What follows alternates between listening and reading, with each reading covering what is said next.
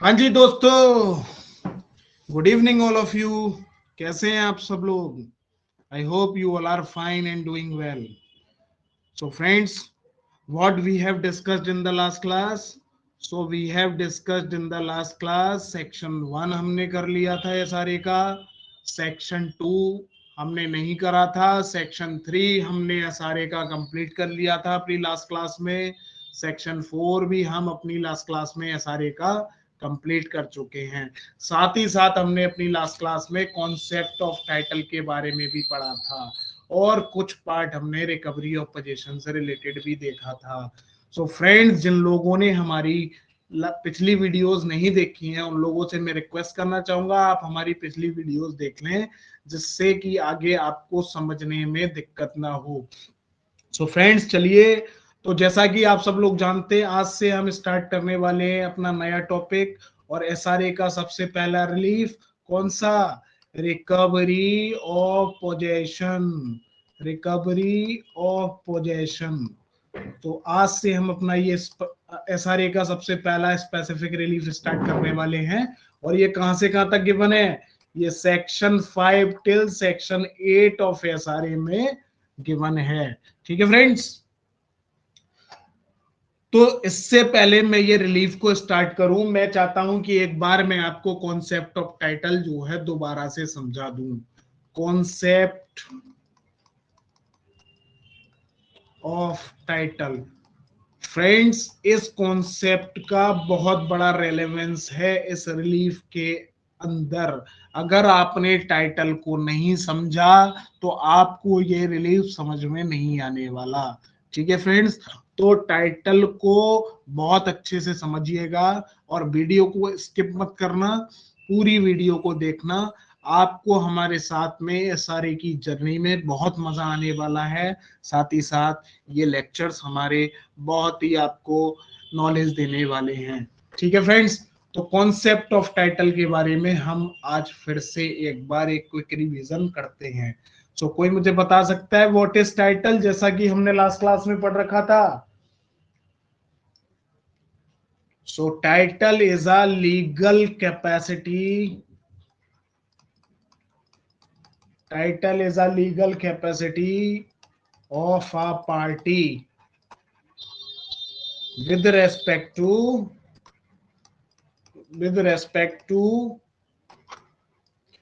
the subject matter of suit, with respect to the subject matter of suit। मतलब मेरा उस property से मेरा उस प्रॉपर्टी से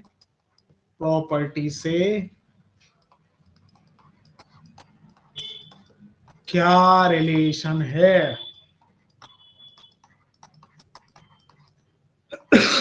सॉरी, क्या संबंध है?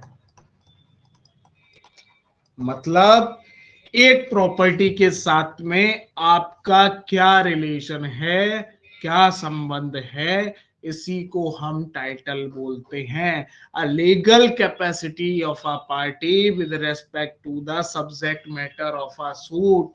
और subject matter recovery of possession में क्या होता है? सब्जेक्ट मैटर हमारा हाउस होता है। क्यों?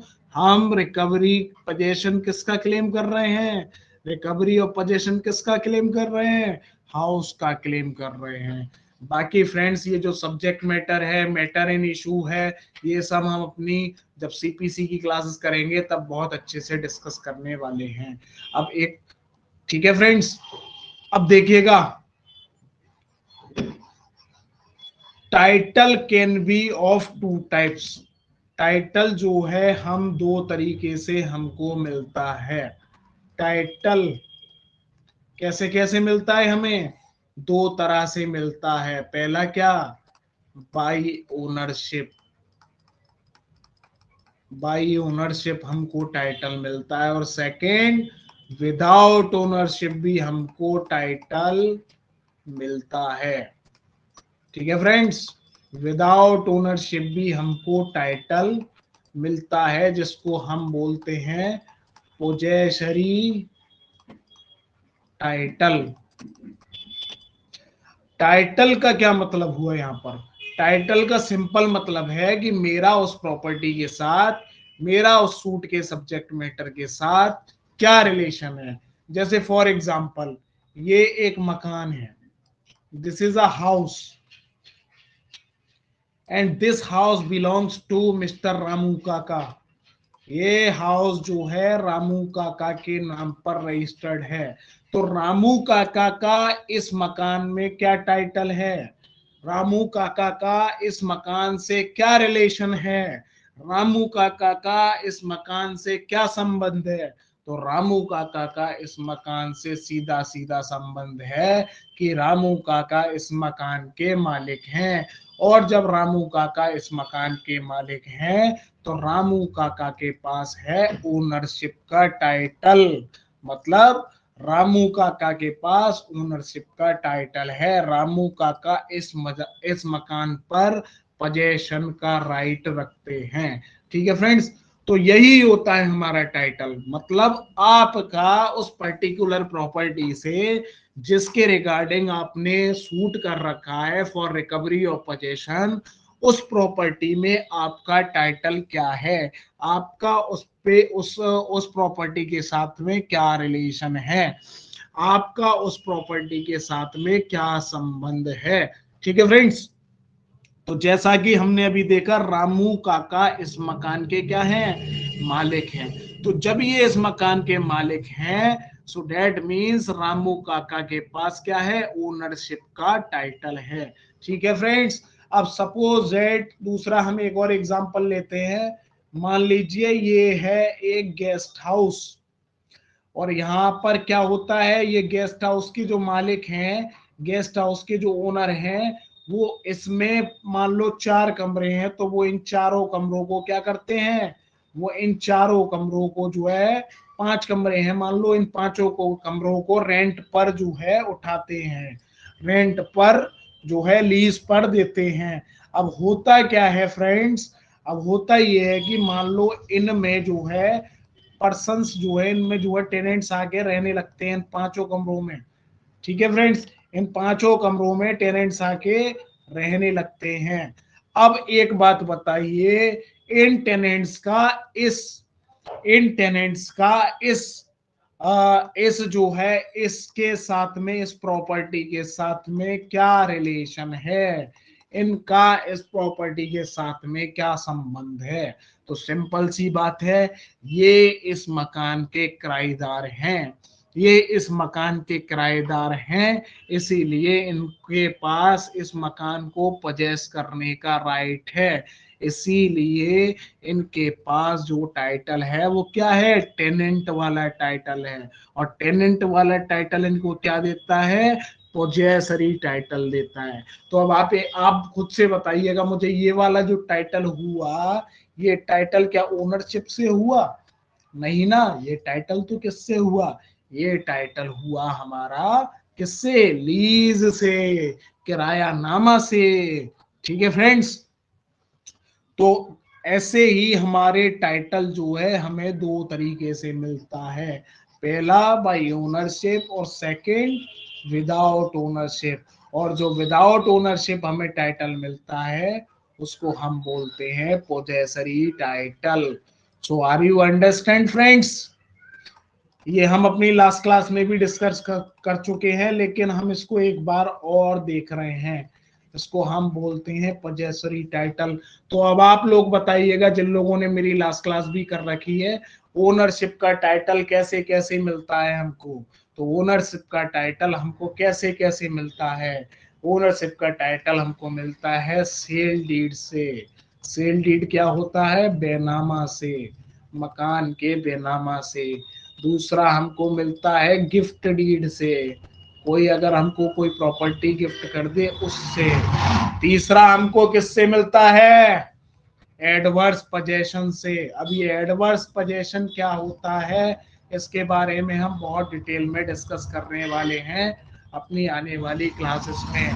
ठीक है फ्रेंड्स, और हमें ओनरशिप का टाइटल कैसे कैसे मिलता है? तो ओनरशिप का टाइटल हमें मिलता है बिल से, और बिल के साथ साथ हमें मिलता है किससे?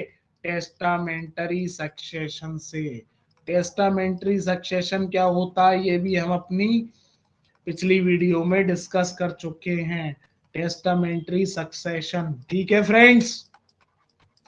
टेस्टामेंटरी सक्सेशन और विल एक ही चीज है। मतलब किसी ने आपके फेवर में बिल बनाई और उसकी डेथ हो गई, उसके बाद जो आपको प्रॉपर्टी मिलती है, बिल को हम वसीयत कहते हैं। तो उस प्रॉपर्टी को बोला जाता है टेस्टामेंटरी सक्सेशन में मिली हुई प्रॉपर्टी। और हमें ओनरशिप का टाइटल किससे मिलता है? इंटेस्टेट सक्सेशन से। अब ये इंटेस्टेट सक्सेशन क्या होता है? ये इंटेस्टेट सक्सेशन जस्ट अपोजिट होता है किसके? टेस्टामेंटरी सक्सेशन के। मतलब अगर कोई कोई भी ओनर किसी प्रॉपर्टी का विदाउट मेकिंग विल, बिना वसीयत के उसकी डेथ हो जाती है, तो उसके लीगल एयर्स को वो प्रॉपर्टी किस में मिल जाती है? सक्सेशन में मिल जाती है। तो उसी सक्सेशन को हम बोलते हैं इंटेस्टेट सक्सेशन। साथ ही साथ हमें ओनरशिप का टाइटल कैसे मिलता है फ्रेंड्स? हमें ओनरशिप का टाइटल मिलता है एक्सचेंज से। एक्सचेंज मतलब आज मेरा ये मकान है, आप एक काम करो, अपना मकान मुझे दे दो और मेरा आप रख लो। तो इससे हम क्या बन गए? हम बन गए मालिक उस मकान के। So are you understand friends? So title can be of two types: title by ownership or title by without ownership. Title without ownership is also called as possessory title. ठीक है फ्रेंड्स। अब possessory टाइटल और title without ownership हमें कैसे कैसे मिलती है? तो ये हमको लीज से मिलती है, किरायानामा से मिलती है, ठीक है फ्रेंड्स, लाइसेंस से मिलती है। अब लीज और लाइसेंस में क्या फर्क है ये भी हम डिस्कस करने वाले हैं, ठीक है फ्रेंड्स। राइट टू लियन से भी हमको ये मिलती है। राइट टू लियन क्या होता है ये हम मुस्लिम लॉ की क्लासेस में डिस्कस करेंगे। अभी आप इसको बस लिख लीजिए, ये मुस्लिम वुमेन्स के पास होता है, ठीक है फ्रेंड्स। मुस्लिम वुमेन्स के पास होता है ये राइट। साथ ही साथ हमें किससे मिलती है? यूसोफ्रैक्टरी मॉर्गेज से भी मिलती है। यूसोफ्रैक्टरी मॉर्गेज से भी हमको क्या मिलता है? पजेसरी टाइटल मिलता है, यूसोफ्रैक्टरी मॉर्गेज। साथ ही साथ फ्रेंड और किससे मिलता है हमको ये टाइटल? ये हमको मिलता है लाइफ एस्टेट से। अब लाइफ एस्टेट क्या होता है इसको भी हम बहुत डिटेल में डिस्कस करने वाले हैं। तो आप लोग से मैं कहना चाहूंगा इनको अपनी कॉपी पर, अपने नोट्स पर राइट डाउन कर लीजिए, जिससे आपको आगे रिवीजन करने में आसानी रहे, ठीक है फ्रेंड्स। तो मैं आपको 10 सेकंड का टाइम देता हूं, आप जो है इसको अपनी कॉपी पर नोट डाउन कर लीजिएगा, ठीक है फ्रेंड्स। ठीक है।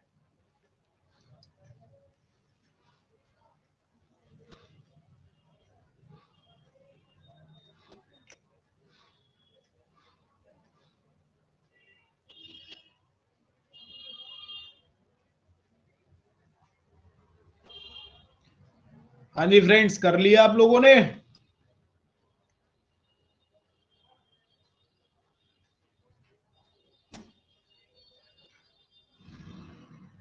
ठीक है फ्रेंड्स, चलिए हम अब आगे बढ़ते हैं अपने आगे अगले डिस्कशन की तरफ। जैसा कि आप सब लोग जानते हैं, आज से हम स्टार्ट करने वाले हैं अपने एसआरए का सबसे पहला रिलीफ। पहला वाला रिलीफ कौन सा रिलीफ स्टार्ट करने वाले हैं हम? Recovery of possession. और रिकवरी ऑफ पोजेशन कहां से कहां तक दे रखा है? रिकवरी ऑफ पोजेशन दे रखा है सेक्शन 5 टिल सेक्शन 8, ठीक है फ्रेंड्स। तो जैसा कि हम अपनी पिछली वीडियोस में भी डिस्कस कर चुके, पिछले लेक्चर्स में भी डिस्कस कर चुके हैं क्या, कि ये रिकवरी ऑफ पोजेशन हमें सेक्शन 5 टिल 8 ऑफ एसआरए में दे रखा है, ठीक है। तो अब हम रिकवरी ऑफ पोजेशन से रिलेटेड कौन कौन से प्रोविजंस को पढ़ने वाले हैं उसके बारे में मैं आपको बता रहा हूं, ठीक है फ्रेंड्स। रिकवरी ऑफ पोजेशन,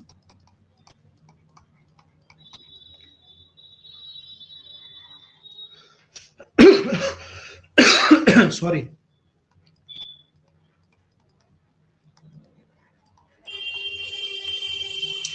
अब देखिएगा रिकवरी ऑफ पोजेशन जो है वो दो चीजों के लिए दिया गया है हमारे एसआरए में। पहला किसके लिए?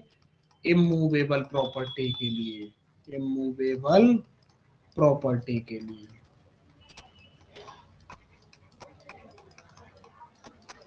और दूसरा किसके लिए? मूवेबल प्रॉपर्टी के लिए।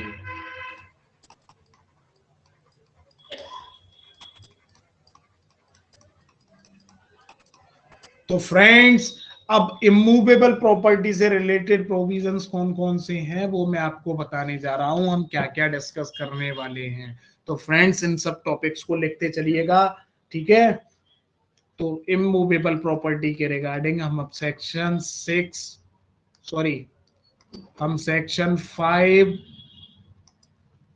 और सेक्शन 6 ऑफ एसआरए डिस्कस करने वाले हैं, ठीक है फ्रेंड्स।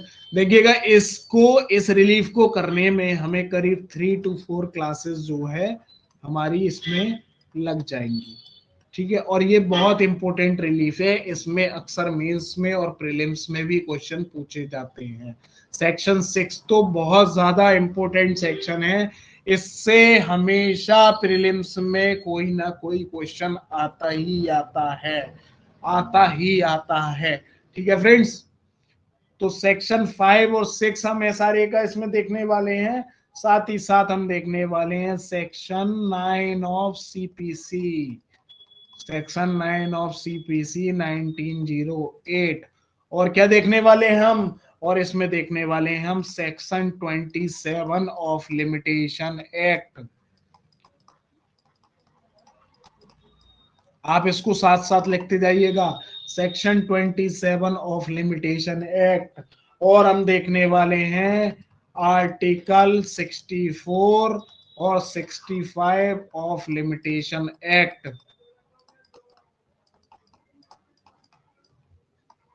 ठीक है फ्रेंड्स। और हम इसमें देखने वाले हैं ऑर्डर 21, ऑर्डर 21 का रूल 35 और 36, रूल 35 और 36 ऑफ सीपीसी, ठीक है फ्रेंड्स। और साथ साथ और क्या डिस्कस करेंगे हम इसमें? और हम इसमें देखने वाले हैं section 110 of Indian evidence act, section 110 of evidence act 1872, ठीक है फ्रेंड्स। तो ये सब हम इसमें डिस्कस करने वाले हैं, ठीक है फ्रेंड्स। अब हम मूवेबल प्रॉपर्टी के रिगार्डिंग क्या क्या प्रोविजंस को डिस्कस करने वाले हैं। तो मूवेबल प्रॉपर्टी के रिगार्डिंग हम सेक्शन 7 और 7(8) ऑफ एसआरए को डिस्कस करने वाले हैं। साथ ही साथ हम क्या डिस्कस करने वाले हैं? साथ ही साथ हम डिस्कस करने वाले हैं ऑर्डर 20, ऑर्डर 20 का रूल, ऑर्डर 20 का रूल, ऑर्डर 20 का rule 10 of CPC, 10 of CPC. और क्या डिस्कस करेंगे हम इसमें?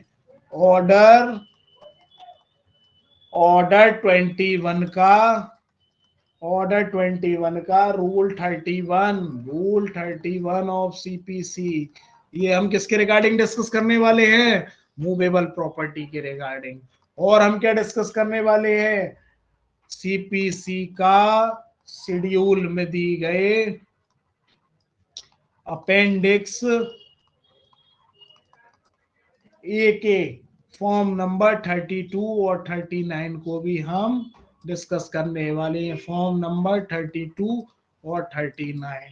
और साथ ही साथ हम डिस्कस करने वाले हैं आर्टिकल 68 और 69 of limitation act, limitation act.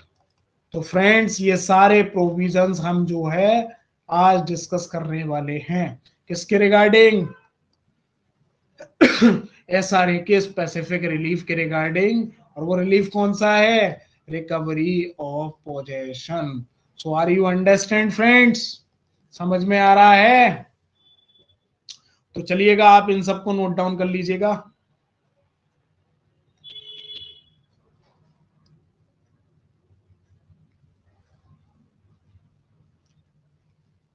तो ये सारे प्रोविजंस हम जो है आज पढ़ने वाले हैं। और एसआरए की जर्नी बहुत मजेदार होने वाली है फ्रेंड्स, बहुत मजा आने वाला है, साथ ही साथ आपको बहुत नॉलेज भी मिलने वाली है। ठीक है, जब कभी भी मेंस में या प्रीलिम्स में क्वेश्चन आएगा तो आप कंफ्यूज नहीं होंगे कि ये पर्टिकुलर क्वेश्चन सीपीसी से है, टीपीए से है, सोगा से है, पार्टनरशिप से है, एसआरए से है, कहां से है। आप डायरेक्टली उसको आंसर कर पाएंगे कि, और आपको पता होगा ये पर्टिकुलर क्वेश्चन जो है हमारे एसआरए से दे रखा है। ठीक है फ्रेंड्स, तो चलिए फिर चलते हैं हम आज के अपने पहले डिस्कशन की तरफ। तो अब हम सबसे पहले देखने वाले हैं क्या, सेक्शन 5 ऑफ एसआरए। ठीक है फ्रेंड्स, तो सबसे पहले हम क्या देखेंगे, सेक्शन 5 ऑफ एसआरए। और उससे पहले हम एक सेक्शन और देखने वाले हैं, सेक्शन 9 ऑफ सीपीसी।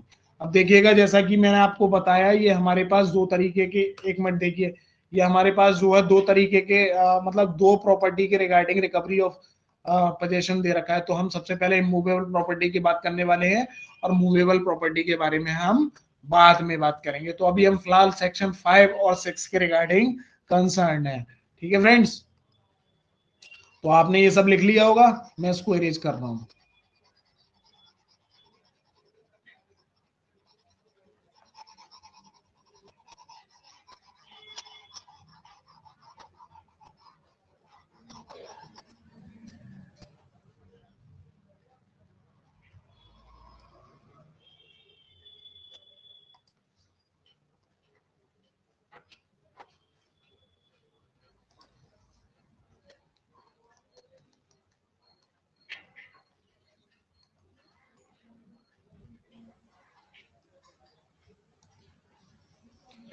हाँ जी दोस्तों, तो अब हम सबसे पहले डिस्कस करने वाले हैं सेक्शन 9 ऑफ सीपीसी 1908।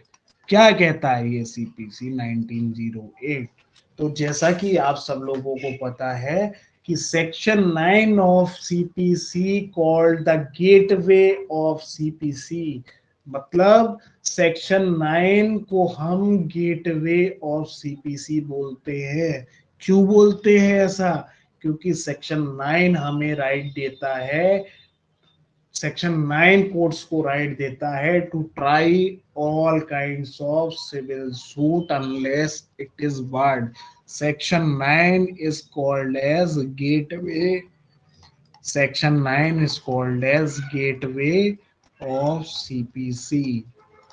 क्यों इसको सीपीसी बोला जाता है, क्यों इसको गेटवे ऑफ सीपीसी बोला जाता है? तो उसके रिगार्डिंग चलिए हम चलते हैं सेक्शन 9 ऑफ सीपीसी की तरफ। ये आ गया वेयर एक्ट हमारा फ्रेंड, सेक्शन सीपीसी का वेयर एक्ट। चलिए चलते हैं हम सेक्शन 9 ऑफ सीपीसी की तरफ। ये आ गया हमारा सेक्शन 9, और इसको हम बोलते हैं क्या, इसको हम बोलते हैं गेटवे ऑफ सीपीसी। ठीक है फ्रेंड्स, इसको हम बोलते हैं गेटवे ऑफ सीपीसी। ये क्या कह रहा है, courts to try all civil suits unless it is barred. अब देखिएगा, एक बात याद रखिएगा, ये सेक्शन जो है ना बहुत इंपॉर्टेंट सेक्शन है सीपीसी के रिगार्डिंग और अदर एक्ट्स के रिगार्डिंग। मतलब सीपीसी में इस सेक्शन से अक्सर क्वेश्चन प्रीलिम्स में आ जाते हैं। तो ये सेक्शन हम जो है, जब हमारी सीपीसी की क्लास होंगी तो बहुत अच्छे से डिस्कस करने वाले हैं, लेकिन फिलहाल हम इसका एक ब्रीफ इंट्रोडक्शन देखने वाले हैं। ये क्या कह रहा है, इसको हम बोलते हैं गेटवे, गेटवे ऑफ सीपीसी। ठीक है फ्रेंड्स, क्या कह रहा है ये, द कोर्ट सेल, तो whenever the word shall has been used in any section it means mandatory। मतलब जहां कहीं भी वर्ड सेल यूज कर रखा है उसका मतलब होता है mandatory. The court shall subject to the provisions of herein contained. तो ये कौन से प्रोविजंस की बात कर रहे हैं, जो सीपीसी में दे रखे हैं, provisions of CPC. have jurisdiction to try all suits of a civil nature excepting suits of which their cognizance is either expressly or impliedly barred। मतलब ये क्या कह रहे हैं, हर, मतलब ये क्या कह रहे हैं, कोर्ट्स के पास कोर्ट्स के पास सारे सिविल सूट को डिसाइड करने का, ट्राई करने का ज्यूरिसडिक्शन है, और इसीलिए हम इसको बोलते हैं gateway of CPC. So are you understand friends? आप लोगों को समझ आ रहा है? इसीलिए हम बोलते हैं इसको, क्या बोलते हैं हम? इसीलिए हम इसको बोलते हैं गेटवे ऑफ सीपीसी। एक बार और देखिए क्या कह रहा है ये, the courts shall subject to the provisions herein contained, मतलब subject to the provisions contained in CPC have jurisdiction to try all suits of civil nature। अब सिविल नेचर के सूट्स क्या होते हैं, ये हम जो है किसमें, सीपीसी की क्लास में बहुत डिटेल में डिस्कस करेंगे, लेकिन फिलहाल आप ये समझ लिए एसआरए के जितने भी सूट्स होते हैं सारे सिविल नेचर के सूट्स होते हैं, excepting suits of which their cognizance is either expressly or impliedly barred. तो अभी हम इससे कंसर्न है, ये क्या कर रहा है, ये सारे ये कोर्ट्स को जो है ज्यूरिसडिक्शन दे रहा है to try a suit of a civil nature. तो एसआरए के हमारे जितने भी सूट्स होते हैं सारे सिविल नेचर के सूट्स होते हैं, और इसीलिए हम इस सेक्शन को बोलते हैं gateway of CPC, gateway of CPC. So are you understand friends? समझ में आ रहा है भैया? अगर समझ में आ रहा है तो वीडियो को लाइक भी कर दीजिएगा जरा, और कमेंट तो कर ही दीजिए, हमारा भी मोटिवेशन बढ़ता है भैया। हाँ जी, ठीक है ना फ्रेंड्स? तो चलिए अब हम चलते हैं अपने आज के सेकंड सेक्शन की तरफ, दूसरे सेक्शन की तरफ, दूसरे टॉपिक की तरफ। जैसा कि हमने सेक्शन अपना सेक्शन 9 हमने कंप्लीट कर लिया। सेक्शन 9 क्या कहता है? सेक्शन 9 है gateway of CPC. It gives jurisdiction to jurisdiction to courts, jurisdiction for courts to try a suit of civil nature। Are you understand? हाँ जी, समझ में आ रहा है जी? ठीक है फ्रेंड्स, तो चलिए अब हम चलते हैं अपने अगले सेक्शन की तरफ, सेक्शन 5। यहां से हमारा स्टार्ट होता है हमारा एसआरए का सबसे पहले वाला relief, section 5, section 5 of SRA. ये बहुत इंपॉर्टेंट सेक्शन है फ्रेंड्स, आपके रिकवरी ऑफ पोजेशन से रिलेटेड। ठीक है फ्रेंड्स, और जैसा कि हमने बात बताई है आपको, ये जो सेक्शन है ये रिलेटेड है केवल और केवल इमूवेबल प्रॉपर्टी से। ये बस इमूवेबल प्रॉपर्टी के बारे में बात करता है। ठीक है फ्रेंड्स, तो चलिए हम चलते हैं अपने सेक्शन 5 की तरफ और देखते हैं हमारा सेक्शन 5 क्या कह रहा है। तो let's open the bare act of SRA. SRA का बेयर एक्ट देखते हैं हम, क्या कह रहा है हमारा सेक्शन भैया, देखिएगा। सेक्शन 5 क्या कह रहा है? सेक्शन 5 कह रहा है recovery of specific immovable property. मतलब ये सेक्शन सिर्फ और सिर्फ इमूवेबल प्रॉपर्टी के बारे में बात कर रहा है। This particular section, this particular section is talks about, this particular section is talks about only of immovable property। Movable property के रिगार्डिंग हमारे सेक्शन 7 और 8 दे रखे हैं, लेकिन ये जो सेक्शन है ये सेक्शन सिर्फ और सिर्फ किसकी बात करता है? इमूवेबल प्रॉपर्टी के बारे में बात करता है। और क्या कहते हैं भाई साहब, ये भी हम देख लेते हैं क्या कह रहे हैं ये हमारे भाई साहब इस पर्टिकुलर सेक्शन में, ये भी हम देख ले रहे हैं। देखिएगा ये क्या कह रहे हैं, ये क्या कह रहे हैं, a person entitled to the possession of specific immovable property। देखिए यहाँ फिर आ गया क्या, immovable property, specific immovable property। अब इस वर्ड स्पेसिफिक इमूवेबल प्रॉपर्टी का क्या मतलब हुआ? मतलब प्रॉपर्टी आपकी स्पेसिफिक होनी चाहिए। आपको पता होनी चाहिए मेरी प्रॉपर्टी कौन सी है। ऐसा नहीं है कि आपको पता ही नहीं मेरा मकान कौन सा है और आप जाके उसके रिगार्डिंग रिकवरी का जो है सूट डाल दे, ऐसा नहीं चलेगा। मे, तो जब यहां वर्ड मे यूज कर रखा है डेट मीन्स डिस्क्रिशनरी। और ये डिस्क्रिशनरी किसका है? ये डिस्क्रिशनरी है पर्सन का। अब पर्सन एंटाइटल्ड, एंटाइटल से मतलब हो गया टाइटल, मतलब एक पर्सन जिसके पास टाइटल है। और टाइटल कैसा है? टाइटल ऐसा है कि वो उस प्रॉपर्टी को, स्पेसिफिक इमूवेबल प्रॉपर्टी को के पोजेशन के लिए एंटाइटल है। मे रिकवर इट, मतलब क्या रिकवर करेगा? वो उसकी पोजेशन को, उसके कब्जे को रिकवर कर लेगा in the manner provided by the code of civil procedure 1908। मतलब सीपीसी के अकॉर्डिंग जो है वो क्या, सीपीसी के अकॉर्डिंग अपने राइट टू पोजेशन को इन्फोर्स कराकर उसकी पोजेशन जो है क्लेम कर सकता है। फ्रेंड्स अब देखिए, जैसा कि हमने अपनी पिछली वीडियो में डिस्कस करा था कि देखिएगा laws are of two types, one is substantive law and other one is procedural law. तो ये क्या है हमारा, ये क्या कह रहा है? A person entitled to the possession of specific immovable property may recover it in the manner provided by the CPC. मतलब आपके पास राइट है तो आप उस राइट को तो आप उस राइट को एनफोर्स कैसे कराएंगे? आप उस राइट को प्रोसीजरल लॉ के अकॉर्डिंग एनफोर्स कराएंगे। और प्रोसीजरल लॉ कौन सा है? सीपीसी। अब देखिएगा फ्रेंड्स, अब हम बात करते हैं, देखिए ये कह क्या रहे हैं, चलिएगा हम आपको बताते हैं इनके कहने का क्या मतलब है, उसके बारे में हम आपको बताते हैं। और फिर उसके बाद हम एक बार फिर से सेक्शन 5 पढ़ेंगे और फिर आप हमें बताना सेक्शन 5 आपको समझ आया या नहीं। अब देखिएगा, जैसे मैंने आपको बता रखा है कॉन्सेप्ट ऑफ टाइटल आपको बहुत अच्छे से क्लियर हो रखा है। टाइटल दो तरीके से हो सकता है, पहला ओनरशिप से भी टाइटल हो सकता है, दूसरा टाइटल जो है हमारा विदाउट ओनरशिप भी हो सकता है।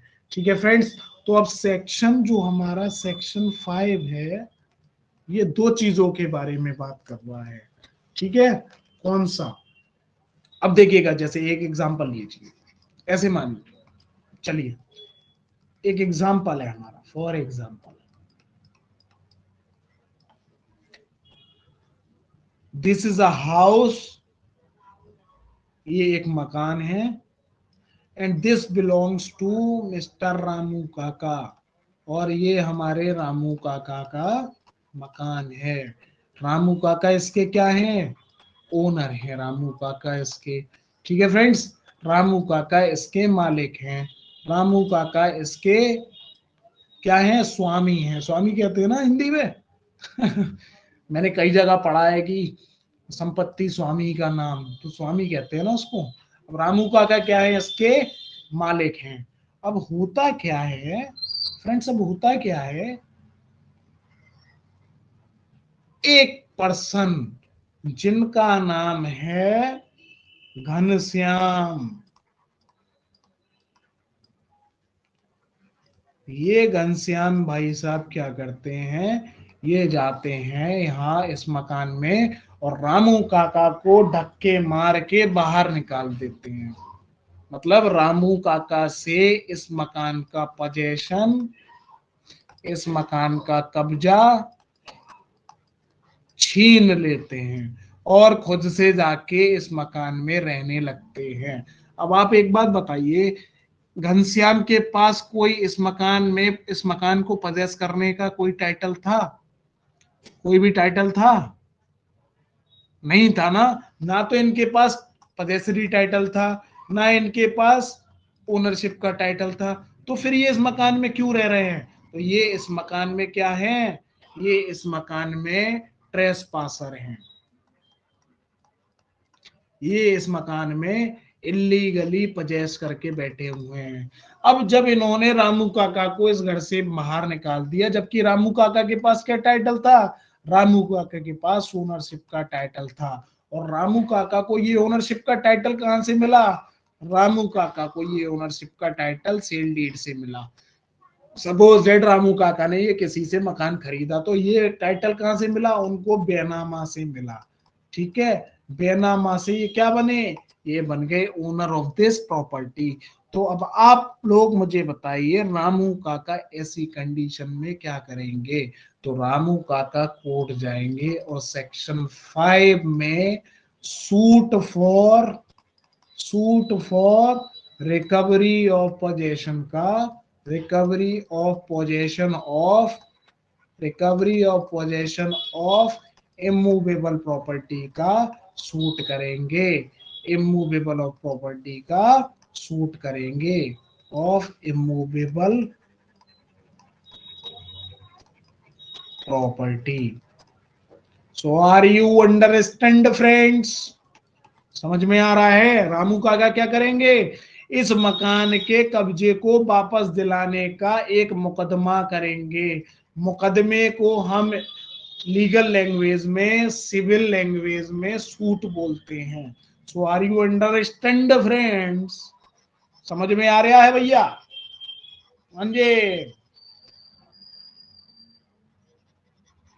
अब ये क्या करेंगे रामू काका इसमें रिकवरी के लिए सूट फाइल करेंगे।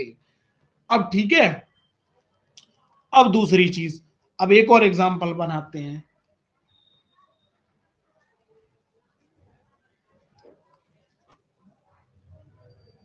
ये है एक house and this house belongs to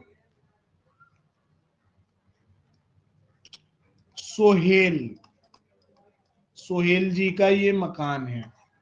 ठीक है, सोहेल जी सही है, तुम्हारा मकान बना दिया मैंने आज। तो this house belongs to Sohail. ठीक है, तो ये मकान जो है सोहेल जी का एक मकान है। अब क्या होता है, सोहेल जी ने इस मकान को जो है किराए पे दे रखा है। किसके लिए? सोहेल जी ने इस मकान को किराए पर दे रखा है अमन जी के लिए। अमन सही है भैया? अमन, ये एमन नहीं है, ये अमन है। ठीक है फ्रेंड्स, अमन जी को इस मकान का क्या दे दिया? इस मकान को किराए पर दे दिया, लीज पर दे रखा है। ठीक है, लीज पर दे रखा है। लीज को हम कहते हैं किराए पर देना। Are you understand friends? ठीक है, तो लीज पर देने को हम बोलते हैं किराए पर देना। अब क्या होता है फ्रेंड्स, अब मान लो एक बंदा आता है और बंदे का नाम है रघुवीर। अब ये रघुवीर भाई साहब क्या करते हैं, अब इसमें कौन रह रहा था? इसमें अमन रह रहा है। अमन क्यों रह रहा है? अमन के पास क्या टाइटल है इसको परचेस करने का, इस पे कब्जे लेने का? अमन के पास क्या टाइटल है? तो अमन के पास टाइटल क्या है? अमन के पास है पोजेसरी टाइटल। और पोजेसरी टाइटल इनको कैसे मिला? इनको पोजेसरी टाइटल मिला है लीज से। लीज मतलब किराएनामा से। और वो किराएनामा किसने बनाया? सोहेल ने बनाया। ठीक है, तो अब ऐसे ही अब ये रघुवीर जी आते हैं और ये अमन को इस मकान से निकाल के बाहर फेंक देते हैं। मतलब अमन के कब्जे से इस प्रॉपर्टी को अपने कब्जे में ले लेते हैं। अब इनके पास, मिस्टर रघुवीर के पास कोई इस मकान को पजेस करने का टाइटल था? नहीं था। तो जब नहीं था तो ये क्या हो गए? इलीगल ट्रेसपासर। इलीगल ट्रेसपासर हो गए ये। ट्रेसपासर हो गए। ट्रेसपासर इलीगल ही होता है हमेशा। तो ये क्या होगा? ट्रेसपासर। ठीक है, मतलब ये इलीगली इस मकान के कब्जे में है। तो अब एक बात बताइए, यहाँ पर सूट कौन करेगा? यहाँ पर इनको, रघुवीर जी को निकालने के लिए सूट कौन फाइल करेगा? आप बताइए, सोहेल फाइल करेंगे या फिर अमन फाइल करेंगे? तो यहाँ पर इनको, रघुवीर जी को निकालने के लिए ये दोनों ही सूट फाइल कर सकते हैं। अब ये दोनों सूट कहाँ फाइल कर सकते हैं? ये दोनों मुकदमा कहाँ फाइल कर सकते हैं? ये मुकदमा कहाँ दायर कर सकते हैं? तो ये मुकदमा सेक्शन 5 के अकॉर्डिंग दायर कर सकते हैं। सेक्शन 5 ऑफ एसआरए में ये मुकदमा दायर कर सकते हैं। अब ये मुकदमा दायर देखिएगा, अब देखिएगा सोहेल का तो वो मकान था, ठीक है, और अमन उसमें क्या था? अमन उसमें जो है टेनेंट था। तो अब ये बताइए, सोहेल के पास टाइटल क्या था? सोहेल के पास टाइटल था ओनरशिप का। और अमन के पास टाइटल किसका था? अमन के पास टाइटल था पजेसरी टाइटल। और पजेसरी टाइटल इसको किससे मिला? पजेसरी टाइटल इसको किससे मिला? पजेसरी टाइटल इसको मिला था लीज से।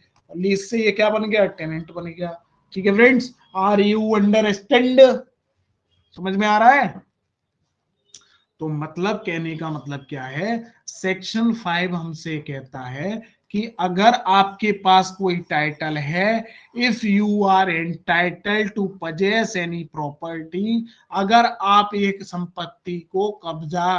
संपत्ति पर कब्जा रखने का हक रखते हैं, हक मतलब राइट रखते हैं, एंटाइटल्ड हैं, और आपको उस संपत्ति से कब्जा, आपकी उस संपत्ति से आपका कब्जा किसी ने हटा दिया है, तो आप उस अपनी संपत्ति पर अपना कब्जा वापस कर सकते हैं। कैसे? Bye filing a suit, bye filing a suit, bye filing a suit of, by filing a suit for recovery of possession of immovable property। आप उस पर कब्जा वापस लेने का मुकदमा दायर करके उसमें अपना कब्जा वापस ले सकते हैं। और ये कब्जा आपको कहां मिलेगा? ये कब्जा मिलेगा आपको सेक्शन 5 ऑफ एसआरए में। ठीक है फ्रेंड्स, आर यू अंडरस्टैंड? हाँ जी अमन जी, मजा आ रहा है नहीं? चलिएगा, अब देखिएगा, सूट भी हमारे सेक्शन 5 के अंदर दो टाइप के होते हैं। Suits under section 5 are of two types. देखिए कैसे। Suit under section 5 of SRA are of two types. Two types के कैसे होते हैं? देखिए, पहला सूट हमारा होता है section 5 read with article 65 of limitation act. अभी आप कंफ्यूज मत होना, ये मैं आपको समझाऊंगा ये दोनों का क्या मतलब होता है। लिमिटेशन एक्ट, ठीक है, इनका क्या मतलब होता है वो मैं आपको भी बताने वाला हूँ। आपको बहुत मजा आने वाला है एसआरए की जर्नी में, मैं कह रहा हूँ ना, आप बहुत कुछ सीख के जाने वाले हैं। हल्के में क्लास इसको बिल्कुल मत लीजिएगा, आपको बहुत कुछ यहाँ पे नॉलेज मिलने वाली है। सूट हम कहाँ फाइल कर सकते हैं? Section 5 read with article 65 of limitation act. ठीक है, अब ये जो सूट फाइल होता है, ये सूट जो फाइल होता है, this suit is filed on the basis of title. Suit on the basis of title. यहाँ पे हम क्या करते हैं? यहाँ पे हम टाइटल के बेसिस पर सूट फाइल करते हैं। ठीक है फ्रेंड्स, दूसरा क्या होता है? दूसरा हमारा प्रोविजन होता है section 5 read with article 64 of limitation act.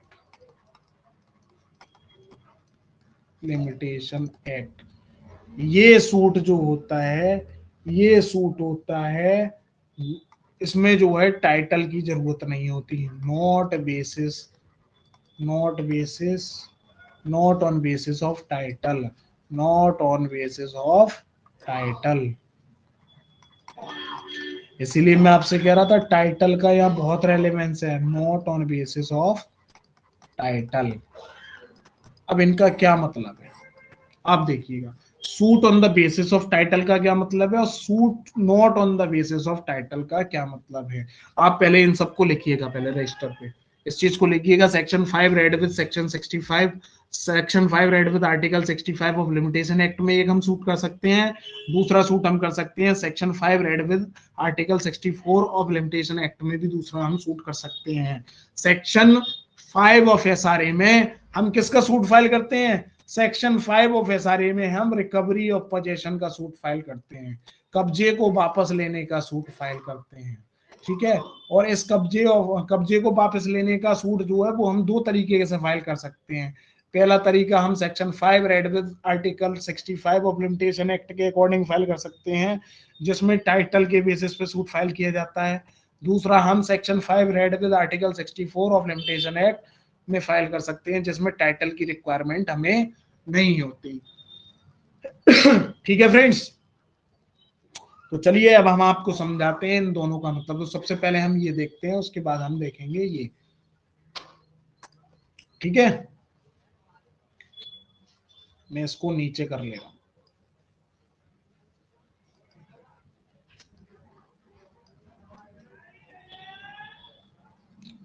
देखिए सबसे पहले हम क्या देखने वाले हैं, एक मैं लाइन ड्रॉ कर दूं यहाँ पे, जिससे ये है कि आप लोगों को समझ आता रहे। चलिए देखिएगा, सबसे पहले हम देखने वाले हैं suit under section 5 read with article 65 of limitation act. एक बात याद रखना फ्रेंड्स, ये जो हम सेक्शन 5 में सूट फाइल करते हैं, ये हम इमूवेबल प्रॉपर्टी के, अचल संपत्ति के रिगार्डिंग ही करते हैं। और इमूवेबल प्रॉपर्टी क्या होती हैं? जो चल नहीं सकती, जैसे हमारा मकान हो गया, जो डीपली रूटेड होती है किसमें? जमीन के अंदर। जैसे हमारा घर हो गया, हमारी दुकान हो गई, हमारा मकान हो गया, कोई जो है रिजॉर्ट हो गया, जो अचल संपत्तियां हैं उनके रिगार्डिंग ही हम सेक्शन 5 के अकॉर्डिंग सूट फाइल कर सकते हैं। तो इसमें भी दो तरीके से सूट फाइल होता है, पहला सेक्शन 5 रेड विद आर्टिकल 65 और दूसरा सेक्शन 5 रेड विद आर्टिकल 64।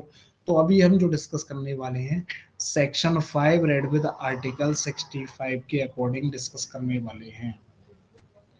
अब देखिएगा फ्रेंड्स, देखिए जब भी आप इस सेक्शन में इन चीजों में मतलब इन प्रोविजंस के अकॉर्डिंग सूट फाइल करेंगे तो आप क्या करेंगे? देखिएगा, अब जैसे सपोज राइट, मैंने आपको बताया this is a house and this belongs to mister Ramu Kaka. ये हाउस है और ये रामू काका इसके मालिक हैं, ठीक है। अब कौन आता है? अब कोई पर्सन, कोई बंदा, मान लो हरिराम जो है, हरिराम जी आते हैं और रामू काका को इस मकान से बाहर निकाल देते हैं, मतलब इनको डिस्पजेस कर देते हैं। डिस्पजेस मकान से मतलब कब्जा से हटा देने को हम बोलते हैं डिस्पजेस। कब्जे से हटा देना, कब्जे से हटा देना। तो इसको कब्जे से हटा देते हैं, मतलब इसको डिस्पजेस कर देते हैं रामू काका को। अब रामू काका बेचारे सड़क पर पड़े हैं, सड़क पर सो रहे हैं। अब रामू काका सोच रहा है भाई मकान का मालिक मैं हूं, ठीक है। और ये हरिराम जो है इसमें फ्री में रह रहा है। हरिराम क्या हो गए यहाँ पे? हरिराम हो गए ट्रेस पासर, ये फ्री में रह रहा है। तो अब रामू काका क्या करेंगे? रामू काका इसके अगेंस्ट सूट फाइल करेंगे। और सूट कहाँ फाइल करेंगे? सूट फाइल तो हम सेक्शन 5 में करेंगे ही करेंगे, लेकिन यहाँ पे सूट फाइल हम आर्टिकल 65 में करेंगे, रेड विद आर्टिकल 65। अब आर्टिकल 65 और 64 में क्या डिफरेंस है, यही मैं आपको बताने वाला हूँ। देखिएगा, जब कभी भी हम आर्टिकल 65 में सूट फाइल करते हैं, मतलब सेक्शन 5 रेड विद आर्टिकल 65 में सूट फाइल करते हैं, तो हमें वहां पे टाइटल स्टेब्लिश करना, टाइटल को स्टेब्लिश करना करना टाइटल को प्रूव करना जरूरी होता है, जरूरी होता है। मैंडेटरी होता है, मैंडेटरी होता है। ठीक है फ्रेंड्स, इसका मतलब क्या हुआ? देखो जब कभी भी हम देखो, अब मान लो जैसे मैंने बताया रामू काका है, रामू काका उस मकान के ओनर है, और रामू काका को किसी ने उस मकान से निकाल दिया। अब जब रामू काका को उस मकान से निकाल दिया तो रामू काका के पास क्या आ गया? रामू काका के पास आ गया कॉज ऑफ एक्शन। और इस कॉज ऑफ एक्शन को हम हिंदी में कहते हैं वाद का कारण। वाद का कारण मतलब मुकदमे का कारण। आप क्यों मुकदमा कोर्ट में लेके आए हैं, आप क्यों वाद को कोर्ट में लेके आए हैं।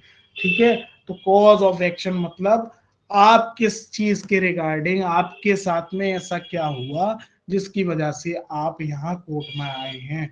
तो कॉज ऑफ एक्शन क्या होता है? कॉज ऑफ एक्शन क्या होता है? तो कॉज ऑफ एक्शन देखिएगा फ्रेंड्स, कॉज ऑफ एक्शन होता है कि हमारे पास एक लीगल राइट है और उस लीगल राइट का हमारे वायलेशन हो रखा है, violation of such legal right. इसको हम सीपीसी की क्लास में बहुत डिटेल में कवर करने वाले हैं, अभी मैं सिर्फ ब्रीफ में बता रहा हूँ। ठीक है फ्रेंड्स, कॉज ऑफ एक्शन का मतलब होता है एक हमारे पास राइट होना और उसका राइट का वायलेशन हो जाना। अगर ये दोनों चीजें हैं तो हमारे पास कॉज ऑफ एक्शन है। सिमिलरली अब हमारे केस की अगर हम बात करें, अगर हम बात करें अपने इस पर्टिकुलर केस की, तो आप लोग बताइए हमारे इस पर्टिकुलर केस में रामू काका के पास लीगल राइट क्या था? रामू काका के पास लीगल राइट था राइट टू पजेस प्रॉपर्टी। ये राइट इनको कहां से मिला? कहां से मिला भाई फ्रेंड, दोस्तों कहां से मिला ये राइट इनको, रामू काका को? आप ही बताइए, रामू काका को ये राइट कहां से मिला? रामू काका को ये राइट मिला ओनरशिप से। अब आप बताइए, जब कोई एक बंदा एक मकान का मालिक है तो जाहिर सी बात है उसके पास उस चीज का राइट होता है कि उस मकान में रह सके, उस मकान का कब्जा ले सके। जाहिर सी बात है ना, ये राइट हमें कहाँ प्रोवाइडेड है? ये राइट हमें कॉन्स्टिट्यूशन में प्रोवाइडेड है। कहाँ कॉन्स्टिट्यूशन में? Right to property. Right to property now is an legal right, but जब हमारा कॉन्स्टिट्यूशन कमेंस हुआ था उस टाइम पे राइट टू प्रॉपर्टी हमारा फंडामेंटल राइट होता था, लेकिन आजकल हमारा लीगल राइट है। वो हम डिस्कस करेंगे जब हम कॉन्स्टिट्यूशन की क्लास करेंगे। So friends, right to possess property किसका राइट है? राइट टू पजेस प्रॉपर्टी हमारे रामू काका का राइट है। अब हुआ क्या, इस राइट का वायलेशन हो गया। वायलेशन मतलब खंडित। ये राइट इनका, ये अधिकार इनका किसी ने खंडित कर दिया। और किसने खंडित किया? ये कोई मिस्टर कौन थे, क्या नाम था उनका? हरिराम मान लो। हरिराम जी ने क्या किया इनका? हरिराम जी ने इनका राइट खंडित कर दिया। कैसे खंडित कर दिया? इनका, इनको मकान के कब्जे से बाहर निकाल के, इनको डिस्पोजेस करके इनका राइट खंडित कर दिया, इनका राइट वायलेट कर दिया। जब इनका राइट वायलेट हो गया तो इनके पास क्या आ गया? इनके पास आ गया कॉज ऑफ एक्शन। तो अगर आपके पास किसी पर्टिकुलर चीज के रिगार्डिंग कोई राइट होता है, if you are having a legal right and such legal right have been violated by somebody, वो लीगल राइट आपका किसी के द्वारा वायलेट कर दिया जाता है तो आपके पास कॉज ऑफ एक्शन एराइज हो जाता है। और कॉज ऑफ एक्शन को हम हिंदी में बोलते हैं बाद का कारण। सो आर यू अंडरस्टैंड फ्रेंड्स? समझ में आ रहा है जी? हाँ जी, चलिए अब देखिएगा, जैसा कि मैंने आपको यहां पर बताया कि रामू काका को जो हरिराम ने डिस्पोजेस कर दिया। अब रामू काका ऐसी कंडीशन में क्या करेंगे? रामू काका ऐसी कंडीशन में कोर्ट में सूट फाइल करेंगे। अब जब रामू काका कोर्ट में सूट फाइल करेंगे तो वो कहाँ फाइल करेंगे? रामू काका कोर्ट में सूट फाइल करेंगे सेक्शन 5 में।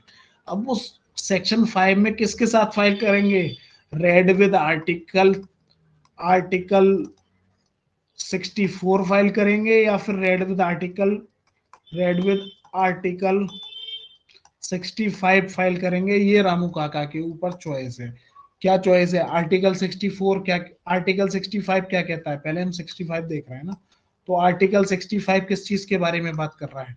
आर्टिकल 65 बात कर रहा है कि जब कभी भी आपको एक मकान से डिस्पोजेस कर दिया गया है, आपको किसी एक पर्टिकुलर मकान से निकाल दिया गया है, तो ऐसी कंडीशन में आपको अपना टाइटल प्रूव करना होगा।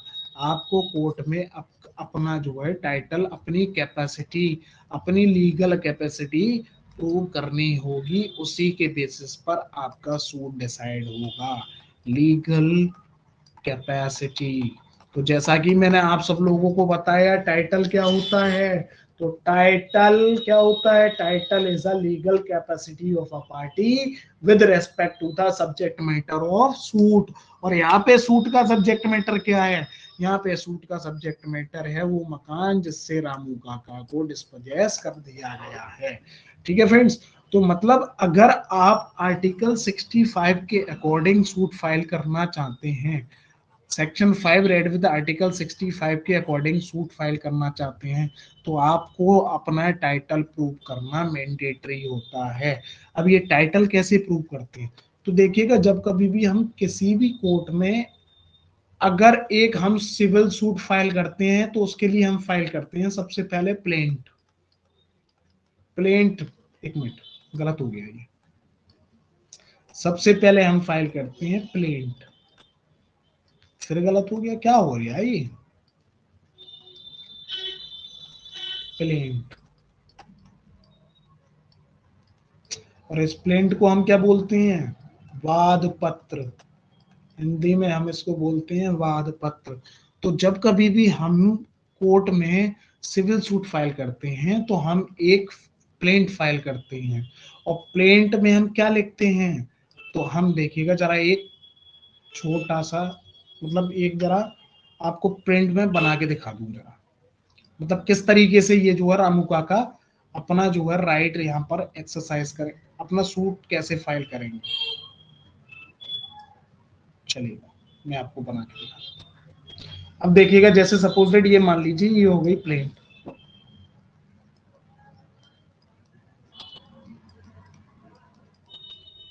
ये इसमें हम नहीं लिख रहे क्योंकि इसमें हम बाकी डिटेल्स लिखेंगे। ठीक है, ये हो गई हमारी प्लेन। बाद पत्र। अब इसमें होता क्या है, देखिएगा सबसे ऊपर इसमें होता है कोर्ट का नाम, जिस कोर्ट में हम उस सूट को फाइल करने वाले हैं। अब हम सेक्शन 5 के सूट को किस कोर्ट में फाइल करेंगे, तो वो डिपेंड करता है हमारे उस मकान की क्या जो है पिक्यूनरी वैल्यू है। इस मकान की जो है पिक्यून मतलब क्या वैल्यू है, क्या उस मकान की जो है, मतलब क्या उस मकान की वैल्यू है। वैल्यू मतलब क्या, कितनी कीमत उस मकान की है। तो उसके अकॉर्डिंग हम जो है सूट फाइल करते हैं। सपोज डेट हमें सूट फाइल करना है सिविल जज जूनियर डिवीजन के कोर्ट में, तो हम कैसे लिखेंगे? हम ऊपर इसमें लिखते हैं कोर्ट का नाम, इन द कोर्ट ऑफ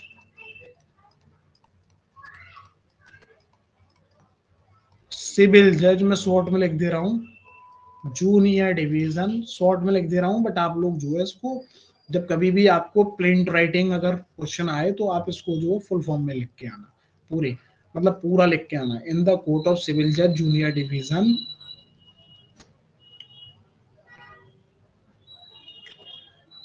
मान लो साकेत, साकेत न्यू दिल्ली।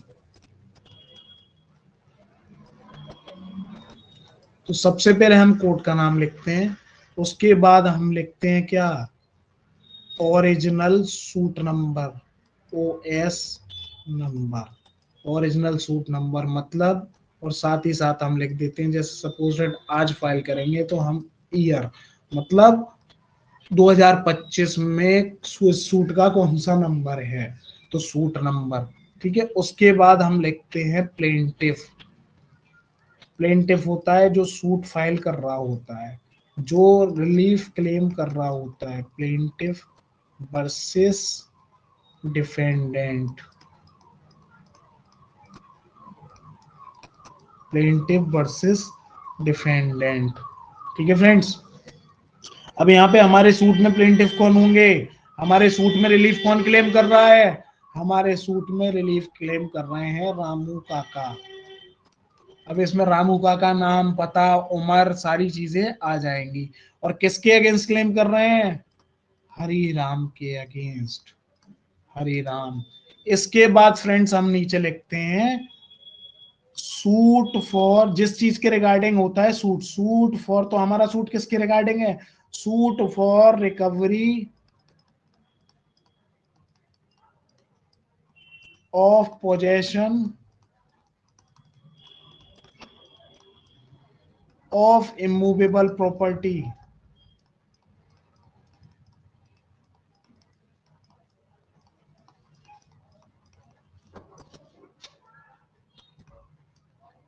अंडर सेक्शन, मैं शॉर्ट में लिख दे रहा हूं, आप जो है पूरा लिख के आएंगे। Under section 5 of SRA read with article 65 of limitation act. ठीक है, तो अगर हमने यहाँ पे मेंशन कर दिया read with article 65 of limitation act, तो हमें फिर क्या करना पड़ेगा, हमें इस केस में टाइटल को प्रूव करना होगा।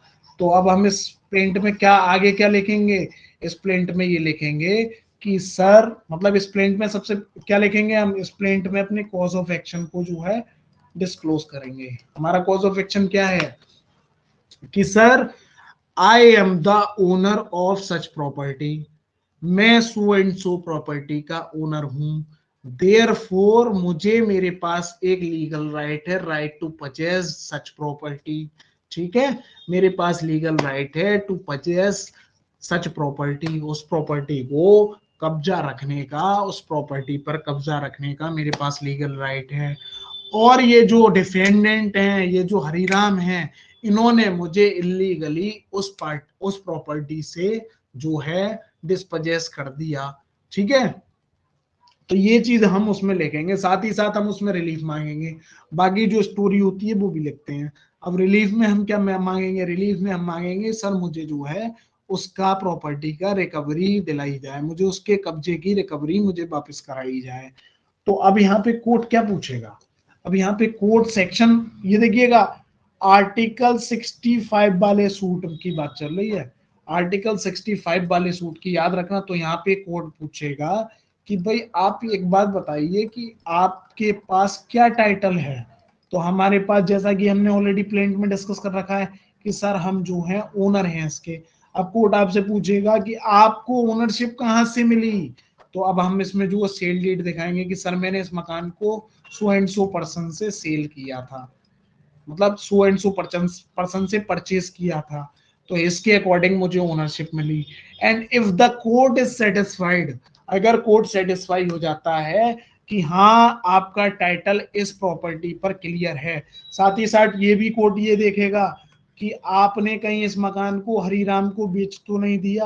अब मान लो हरिराम क्लेम करते हैं कि सर मैंने तो इसको जो है खरीदा था, इन्होंने मुझे बेचा है, तब मैं परचेस करके रख रहा हूँ। अब कोर्ट हरिराम से पूछेगी भाई दिखाओ कहाँ परचेस किया, कहाँ है तुम्हारी सेल डीड, कहाँ है तुम्हारी परचेस डीड। तो हरिराम क्या करेंगे, अब हरिराम के पास परचेस डीड है ही नहीं। तो इस केस में क्या होगा, इस कंडीशन में किसका टाइटल क्लियर हो रहा है, टाइटल हमारे रामू काका का स्टेबलिशली क्लियर हो रहा है। इसीलिए से आर्टिकल 65 के अकॉर्डिंग जो सूट होता है वो टाइटल के बेसिस पर होता है कि सर मेरा सो एंड सो टाइटल है, सर मैं सो एंड सो मालिक हूँ इस प्रॉपर्टी का, और इन्होंने मुझे जो है डिस्पचेस कर दिया है, इसलिए इन्होंने मुझे कब्जे से बाहर कर दिया है। इसीलिए क्या है, इसीलिए मैं जो है आपके पास आया हूं, आपकी शरण में आया हूं, और आप जो है सर मुझे इसका कब्जा वापस दिलाने की कृपा करें। और उस केस में, उस कंडीशन में अगर आपका टाइटल क्लियरली कोर्ट में स्टेब्लिश हो जाता है, प्रूव हो जाता है, तो कोर्ट आपको जजमेंट प्रोवाइड कर देता है, साथ ही साथ आपको डिक्री भी दे देता है। डिक्री क्या होती है? डिक्री होती है कि हरी राम को निकाल कर यहाँ पर रामू काका को इस मकान में वापस रीइंस्टेट किया जाए। रीइंस्टेट मतलब वापस पुनः स्थापित करा जाने को हम पुनः स्थापित किए जाने को हम रीइंस्टेट कहते हैं। तो ठीक है फ्रेंड्स, आर यू अंडरस्टैंड? आ रहा भैया समझ में? हाँ जी अमन जी। तो देखिएगा, जब कभी भी हम टाइटल के बेसिस पर सूट फाइल करते हैं तो वो हम सूट फाइल करते हैं किसमें? आर्टिकल 64 ऑफ लिमिटेशन एक्ट में। और आर्टिकल 64 ऑफ लिमिटेशन एक्ट में जब हम सूट फाइल करते हैं, उसका मतलब क्या हो गया? इसका मतलब हो गया हमें टाइटल प्रूफ करना पड़ेगा। बिना टाइटल प्रूफ किए हमें रिलीफ मिलेगा नहीं। हम यहाँ रिलीफ मांग क्या रहे थे? रिलीफ क्या होता है? कोई मुझे बता सकता है रिलीफ क्या होता है? रिलीफ वो होता है जिसके लिए हम सूट फाइल कर रहे हैं, जिस पर्टिकुलर पर्पस के लिए हम सूट फाइल कर रहे हैं, उसको हम रिलीफ बोलते हैं। तो यहाँ पे हमारा रिलीफ क्या है? हमारा यहाँ पर सिंपल रिलीफ है कि आप हमें उस प्रॉपर्टी का पोजेशन दिलाइएगा। ठीक है फ्रेंड्स, अब देखिएगा एक बार हम जो है आर्टिकल 65 को हम देख लेते हैं बेयर एक्ट में, लिमिटेशन एक्ट के बेयर एक्ट में। लिमिटेशन क्या हो जाता है ये पता नहीं, लिमिटेशन एक्ट के बेयर एक्ट में हम आर्टिकल 65 को देख लेते हैं क्या कह रहा है। चलिएगा फ्रेंड्स, ओपन करते हैं हम आर्टिकल 65 बियर एक्ट में। ये आ गया हमारा लिमिटेशन एक्ट दी भैया, इसका आर्टिकल 65 की तरफ हम चलते हैं। तो ये आ गए हमारे 65। अब देखिए क्या कह रहे हैं, एक मिनट, क्या कह रहे हैं? ये कह रहे हैं यहाँ पे क्या कर सकते हैं, एक मिनट आप जरा टेबल देख लीजिए क्या कह रहे हैं यहाँ पे, क्लियर नहीं है ना थोड़ा सा, एक मिनट में आपको दिखा देता हूँ। ये क्या कह रहे हैं? Suits relating to immovable property, ये पार्ट 5 है हमारा। और आर्टिकल हमारा 65 जो है वो इसी का एक हिस्सा है। ठीक है, suits relating to immovable property मतलब मुकदमेबाद रिलेटिंग टू इमूवेबल प्रॉपर्टी। अब ये क्या कह रहे हैं देखिएगा, ये आर्टिकल 65 में क्या कह रहे हैं?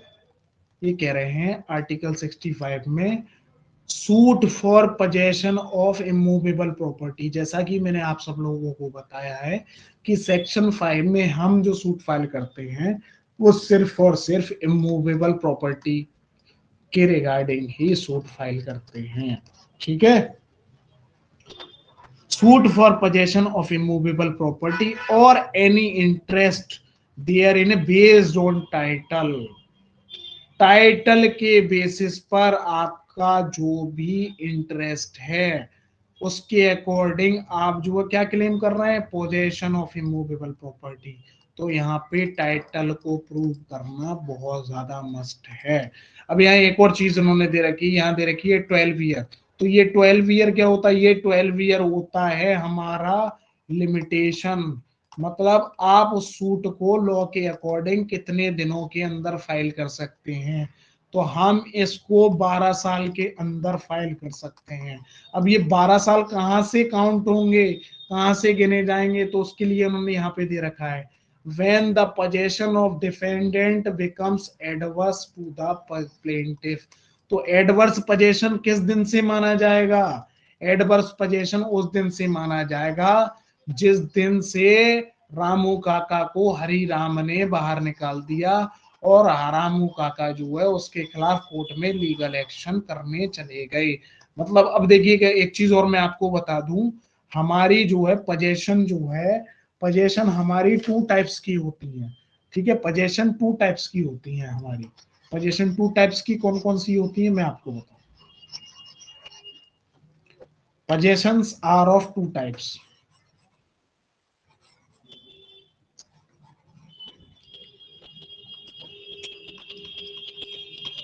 पोजेशन हमारी टू टाइप्स की होती है। पहली होती है परमिसिव पोजेशन। ये सब आप लोग देखिए लिखते जाइएगा, मैं सच बता रहा हूं आपको, यहाँ बहुत कुछ सीखने को मिलेगा। बस आपको इंटरेस्ट बना के रखना है।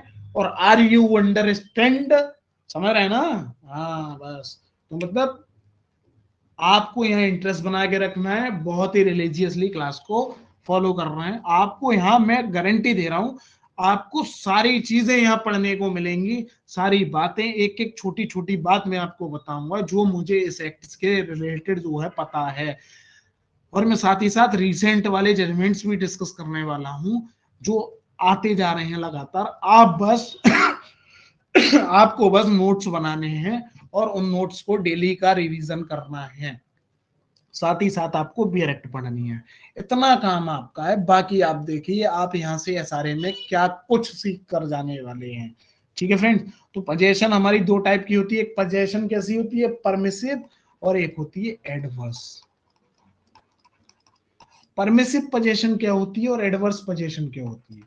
परमिसिव पोजीशन होती है, जैसे सपोजेड मैंने अभी आपको बताया था, एक मकान है ये हमारा, ये है सोहेल के नाम, सोहेल के नाम।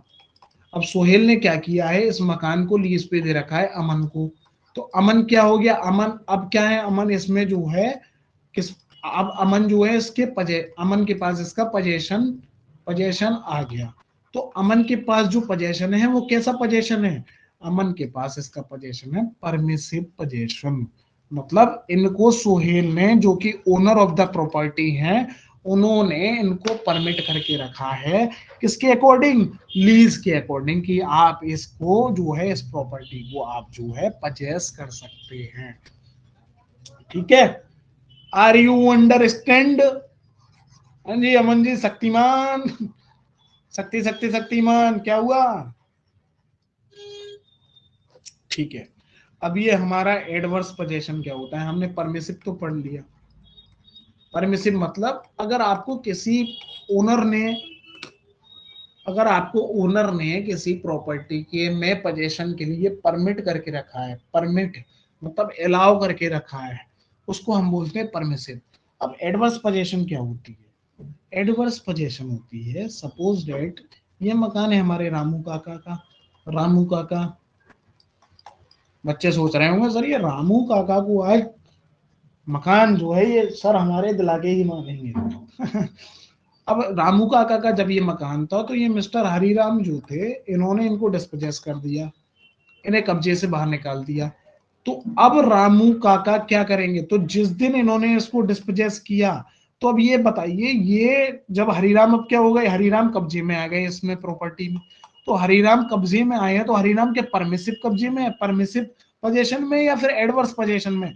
रामू काका इसे निकालने के लिए अथक अथक अथक अथक मतलब तरह तरह के प्रयास कर रहे हैं, कोर्ट में सूट फाइल कर रहे हैं।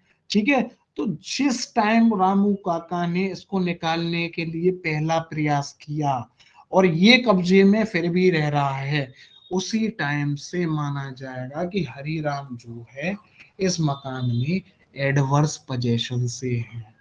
ठीक है, आर यू अंडरस्टैंड फ्रेंड्स? ठीक है, तो हमारा आर्टिकल 65 क्या कह रहा है, आर्टिकल 65 लिमिटेशन एक्ट का क्या कह रहा है, देखिएगा। आर्टिकल हमारा 65 लिमिटेशन एक्ट का कह रहा है, suit for possession of immovable property और any interest therein based on title, title के बेसिस पर आप जो है सूट यहाँ फाइल कर सकते हैं। सूट फाइल करने का लिमिटेशन क्या है, लिमिटेशन सूट फाइल करने का 12 साल है। 12 साल अगर हो गए तो आप जो है उस सूट को फाइल नहीं कर पाएंगे। वो कहते हैं ना कि 12 साल अगर हो गए, 12 साल अगर हो गए तो आपका एडवर्स पोजीशन हो जाता है, फिर जो है मालिक का मालिकाना हक नहीं रहता है। तो यही है, तो when the position of the defendant becomes, ये 12 साल हम कहां से काउंट करेंगे, when the position of defendant becomes adverse to the plaintiff, जिस दिन, उस दिन से नहीं होंगे ये, जिस दिन रामू काका को निकाल दिया था, याद रखना ये बहुत टेक्निकल पॉइंट है ये वाली बात। जिस दिन रामू काका को इन्होंने पोजीशन से निकाल दिया था उस दिन से नहीं होंगे, बल्कि जिस दिन रामू काका ने अपना पोजीशन वापस पाने के लिए या तो कोई नोटिस इनको दिया, लीगल नोटिस दिया, या फिर इनके अगेंस्ट कोई सूट फाइल किया, या फिर इनके अगेंस्ट कोई एफआईआर किसी थाने में लॉन्च की, या कोई कंप्लेंट किसी मजिस्ट्रेट के पास करी, और फिर भी ये उस कब्जे में लगातार बने हुए हैं, तो उस तो हम तब से बोलेंगे कि इनका जो है एडवर्स पोजीशन है उस प्रॉपर्टी पर। ठीक है friends, so are you understand? तो देखिएगा आज हमने क्या क्या डिस्कस कर लिया फ्रेंड्स। आज हमने डिस्कस कर लिया concept of title. Concept of title हम आज डिस्कस कर चुके हैं। साथ ही साथ हम सेक्शन 5 भी डिस्कस कर चुके हैं आधा, जिसमें हमने आर्टिकल 65